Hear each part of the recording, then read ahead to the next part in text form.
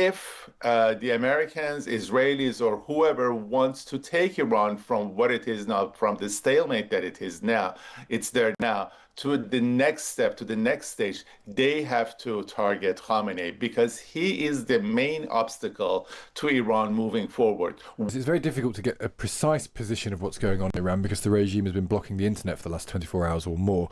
But the partial view we're getting from inside the country suggests there is a brutal crackdown on those taking part in widespread protests. One Iranian human rights group based in the US suggests more than 10,000 people have been arrested, including 169 children, and 490 people have been killed. Let's hear from another source on that story. Maziar Bahari is an Iranian journalist who set up the Iran Wire network, which collates and reviews open source journalism from on the ground in Iran. He himself was detained and tortured in Iran's notorious Evin prison when working as a Newsweek reporter.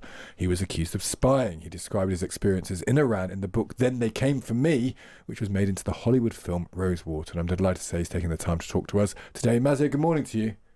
Good morning. It's difficult to get the complete picture because of this internet blackout, but what are you hearing from your networks on the ground? What's the current status of these protests and the regime's response to it? From what I'm hearing from our citizen journalists and friends and relatives, the situation is dire. The security forces have killed and maimed and blinded thousands of people. Of course, we do not have access to the statistics, and at the same time, the regime is pretending that many of the victims, many of the people who were killed, are supporters or ordinary people who were killed by quote-unquote Zionist terrorists. So the situation is very dire. The Iranian people, brave Iranian people, have come to the streets to ask for their rights. And the regime is very brutal, but we do not have the accurate information. I think the internet connection will be established today because there will be pro-government demonstrations all around the country. Today, the government has mobilized its supporters, government employees, and in these situations, they reestablish the internet connection. Is it possible? We've been here before, often in the last few years with Iran, where these very brave protests happen, but the regime seems capable of crushing them. Are you concerned that the regime could do it again? They could crush these protests, not least because they can kill and arrest people with impunity? Unfortunately, I am concerned about that because this is a government that has given up governing the country, meaning they have given up building infrastructure, providing the basics for people, providing employment, establishing good relations with other countries, but it has become really good and adept in terms of surviving and protecting its own interest. And as President Trump said last night, the regime leaders, the government leaders have sent messages to him. They want to negotiate about the nuclear program. And of course, in this situation, when they see that millions of people, millions of Iranian citizens have come to the streets and they are asking for their overthrow, they want a lifeline sent to them by the American government. How much would a US intervention, military intervention, be welcomed, be helpful here? Because if the aim here is regime change, do the protesters need a bit more support? Do they need some of the IRGC targets being taken out to give them freedom to overthrow institutions? I mean, is there a plausibility of American interventionism making a difference here? Well, the thing is that we have to see what kind of military intervention are talking about, and also if intervention that President Trump is talking about is military intervention or not, because there can be other kinds of intervention. For example, they can stop Iranian ships from selling oil. They can reach an agreement with China, which is the main buyer of Iranian oil, illegal sell of Iranian oil. And at the same time, they can take out some military bases, they can assassinate some of the government leaders. So it depends. If there are civilians killed in the attacks, in the bombings, of course, people will turn against the invasion. Even in the 12-day war with Israel, when the Israelis were killing the Revolutionary Guards commanders, people were supporting it. But as soon as they started killing civilians for whatever reason, as they call them, the uh, accidental casualties, then people turned against the Israeli attacks. So it depends on what kind of military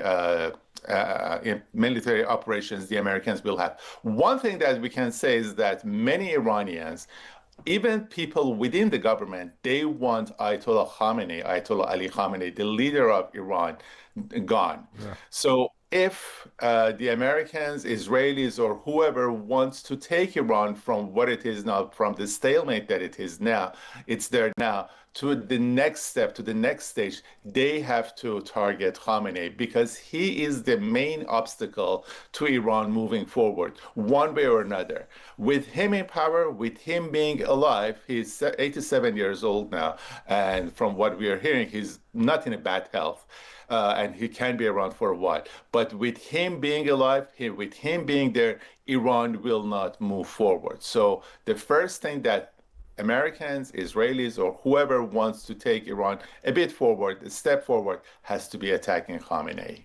Maziar, is the answer then Reza Pahlavi? Because, people's opinions seem to be mixed on whether he is able, capable, and would have the support of ordinary men and women in Iran to come back into the country. He's obviously been living in exile, I think, for 50 years or so now. Is he the answer?